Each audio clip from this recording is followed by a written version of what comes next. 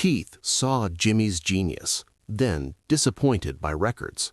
Jimi died trying to escape psychedelic trap.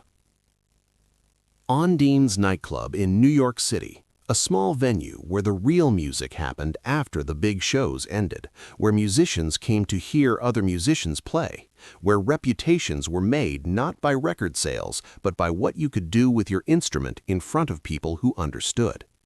Keith Richards was there that night. He was already a global superstar with the Rolling Stones, but he still went to clubs like Ondine's looking for something real, something that reminded him why he'd picked up a guitar in the first place. He was a blues scholar, a student of the instrument, always searching for players who had that indefinable quality, the thing that made you lean forward and pay attention. The band on stage was nothing special. Curtis Knight and some pickup musicians playing competent blues that filled the room without transforming it. But the guitarist was different. Keith watched as this relatively unknown player, someone he'd heard about but never really seen, took control of the stage. The guitarist was playing songs that surprised Keith, Bob Dylan covers, which was unusual for a blues player. And he was playing a song called Wild Thing, but not the way anyone had heard it before. He was making it his own, finding things in the simple chord progression that shouldn't have been there, pulling sounds out of his guitar that seemed to defy physics. What struck Keith most wasn't just the technical ability, though that was obvious. It was the complete commitment, the way this guitarist seemed to disappear into the music. There was no calculation, no posing, no awareness of being watched. It was pure communication between the musician and the instrument, the kind of thing Keith had spent his life trying to achieve and had only seen in a handful of players. Keith was hearing something authentic in that performance, a musician who was playing for the music itself, not for applause or recognition. The small crowd at Ondine's didn't matter. The lack of a recording contract didn't matter. What mattered was the sound coming out of that guitar and whether it was true to what the musician was trying to express. He was fantastic, Keith would remember years later, the memory still vivid. One of those cats you just knew you were going to see again. The guitarist's name was Jimi Hendrix, and in that small club, before the fame, before the image, before everything that would come to define him, Keith Richards saw something pure and undeniable, genius about to break through. Keith had seen this kind of raw talent before, though rarely.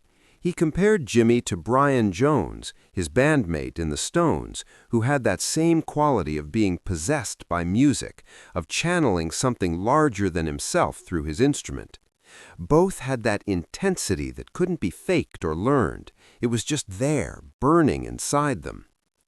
But Keith also saw something else that night, something he wouldn't fully understand until later. He saw a musician who knew exactly who he was and what he wanted to do.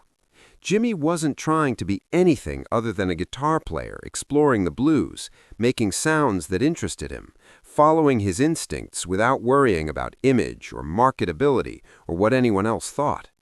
That version of Jimi Hendrix, the one playing Dylan songs and blues standards in a small New York club with a pickup band, was the version Keith Richards most respected. Then came London. Then came fame. Then came the Jimi Hendrix experience and the psychedelic explosion of 1967. Keith watched from a distance as Jimi became a phenomenon. The wild stage shows, the guitar behind the head, the teeth playing, the fire at Monterey, the flowing shirts and the afro, and the image that the British press loved, the wild man of rock, the psychedelic virtuoso, the electric shaman. The records started coming out.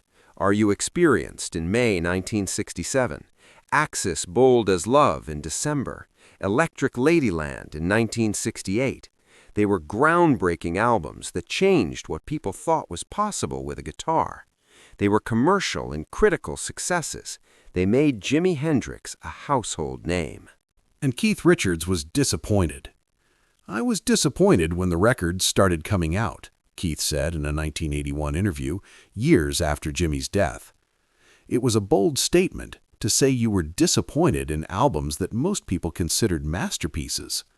But Keith wasn't talking about Jimmy's talent or even the quality of the music. He was talking about something deeper. Keith believed that Jimi had been forced into a box.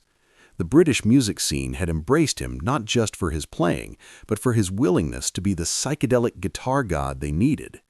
London in 1967 was all about psychedelia. The Beatles were recording Sgt. Pepper, Pink Floyd was emerging, the UFO Club was the center of the scene.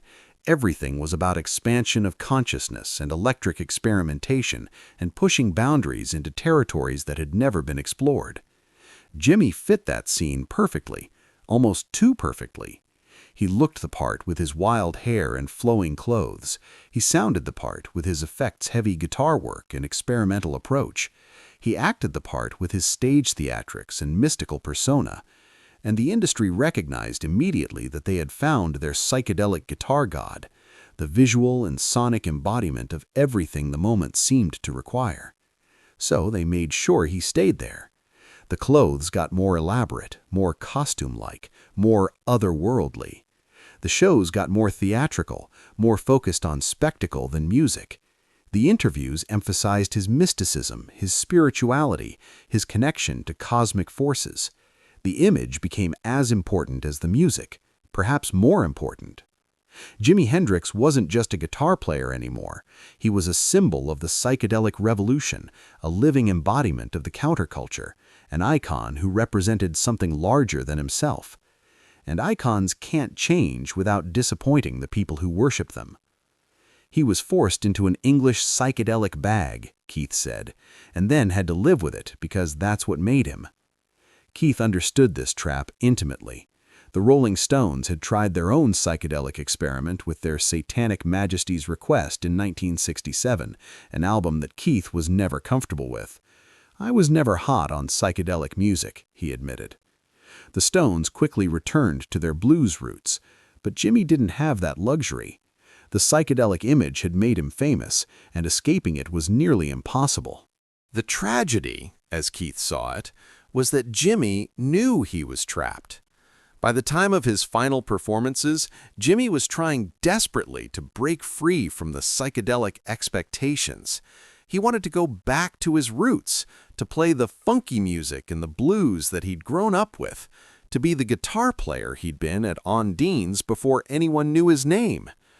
He wanted to just go back and start playing some funky music, Keith said. And when he did, nobody wanted to know. That line captures the essential tragedy of Jimi Hendrix's later career. The audience he'd built with the experience expected a certain version of Jimi Hendrix. They expected the psychedelic guitar god, the wild man with the Stratocaster, the player who would take them on cosmic journeys through sound. They expected Purple Haze and Foxy Lady and all the songs that had defined the Experience era. When Jimi formed the Band of Gypsies in 1969, an all-black power trio playing funkier, more groove-oriented music, the reception was confused at best, hostile at worst. The New Year's Eve performance at the Fillmore East showed what Jimi was trying to do: raw, funky, politically conscious music that was closer to James Brown and Sly Stone than to the psychedelic experience. Songs like Machine Gun were powerful and relevant, addressing the Vietnam War and racial injustice with a directness that the earlier psychedelic material had avoided. But critics didn't know what to make of it. Some praised the musicianship but questioned the direction. Others openly wished for the return of the experience. The consensus seemed to be that Jimi was having some kind of crisis, that he was lost, that he needed to get back to what had made him famous. The idea that he might be evolving, that he might be trying to reclaim aspects of himself that fame had forced him to suppress, didn't seem to occur to most people. Jimi was caught in a prison of his own success, and the more he rattled the bars, the more people told him he should be grateful for the cell. The very things that had made him famous, the outrageous performances, the psychedelic image, the guitar theatrics, had become expectations he couldn't escape, and the more he tried to escape, the more trapped he felt, the more desperate his attempts to break free became. Keith saw this happening and recognized it as a fundamental problem in rock music. Success in the industry often meant being locked into whatever made you successful in the first place. Artists became prisoners of their own images, unable to evolve or return to their roots without risking commercial failure.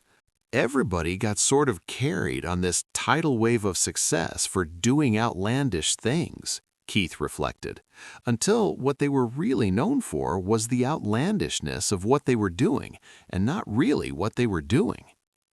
It was a perceptive analysis. Jimi had become famous not primarily for his guitar playing, which was revolutionary, but for the spectacle of his performances. The music became secondary to the image, and once that happened, breaking free was almost impossible. Keith believed this contributed to Jimi's state of mind in his final period. When Jimi died in September 1970, Keith and the Stones were on a European tour. They didn't hear about the death until they returned to England months later. By then, the shock had worn off for most people, but Keith felt it deeply. He felt like he'd watched someone spiral into an identity crisis they couldn't escape from. Given the time and that period, Keith said, given the fact that he was forced into an English psychedelic bag and then had to live with it because that's what made him, one of the reasons that he was so down at the period when he died was because he couldn't find a way out of that. Keith's analysis was remarkably empathetic. He wasn't criticizing Jimi's choices or talent. He was pointing out the structural trap that fame had created, the way success in one mode made it nearly impossible to explore other modes without being seen as disappointing your audience or betraying your image. The irony is that Keith himself had avoided this trap, partly by being in the Rolling Stones rather than being a solo artist. The Stones could experiment and fail and return to their roots because they were a band with a long history and multiple identities. Jimi, as a solo artist who'd exploded into fame with a very specific image, didn't have that flexibility. Keith's disappointment with Jimi's records wasn't about quality, it was about potential unrealized. He'd seen the raw, pure musician at Ondine's, playing for the love of music, following his instincts, free from expectations. Then he'd watched that musician get packaged and sold as something specific, and watched that packaging become a cage. What makes Keith's perspective particularly poignant is that it came from a place of understanding, not judgment. Keith himself struggled with the weight of being Keith Richards of the Rolling Stones, with all the expectations that came with that identity. He understood how difficult it was to maintain artistic freedom while being a commercial success. And he recognized that Jimi's struggle was even more intense because Jimi's fame had come so fast and so specifically. Within 1 year, Jimi had gone from being unknown to being the psychedelic guitar god. There was no gradual buildup, no chance to establish multiple aspects of his identity. He was defined immediately and completely, and that definition became inescapable. The other element of Keith's disappointment was musical. Keith was a blues purist at heart. His heroes were the old masters, Muddy Waters, Chuck Berry, Scotty Moore with Elvis. He valued authenticity and roots and the raw power of simple, honest playing. When he saw Jimi at Ondine's playing blues and Dylan songs, he saw someone who understood those same values. But the psychedelic records, brilliant as they were technically, felt to Keith like a departure from that authenticity. They were produced, layered, conceptual. They were art, certainly, but they weren't the raw, immediate connection between musician and instrument that Keith valued most. Keith would have loved to hear Jimi make a straight blues album, a record of just him and his guitar playing the songs that had inspired him. But the industry and the audience wouldn't have accepted it. They wanted the experience. They wanted psychedelia. They wanted the image. And so Jimi gave them what they wanted, even as it killed him inside. Years after Jimi's death, Keith's comments about being disappointed by the records sound less like criticism and more like mourning. He was mourning the loss of the version of Jimi he'd seen at Ondine's, the pure musician before the image took over, before the industry packaged and sold him, before expectations and commerce and image overwhelmed the simple act of playing guitar. He was mourning the potential for what Jimi could have done if he'd been free to evolve naturally, instead of being locked into the psychedelic identity that fame had created for him. Keith knew what that freedom looked like because the Rolling Stones had fought for it and largely maintained it. They could make blues albums or country albums or rock albums. They could experiment with satanic majesties, and when it didn't work, they could return to their roots with Beggar's Banquet without losing their audience. They had the structural advantage of being a band with multiple identities and a long history. But Jimi, as a solo artist who'd exploded into fame with such a specific and overwhelming image, didn't have that flexibility. He was Jimi Hendrix, the psychedelic guitar god, period. Any attempt to be something else was seen as a betrayal of that identity, as disappointing the audience who'd made him famous. Most of all, Keith was mourning a fellow musician who'd been destroyed by success, who'd been given everything he'd worked for and found that it was a trap instead of a liberation, who'd achieved his dreams and discovered that dreams, once achieved, can become nightmares you can't wake up from. Jimi died trying to escape the psychedelic trap. He died trying to be himself again, trying to play the funky music he loved, trying to shed the image that had made him famous.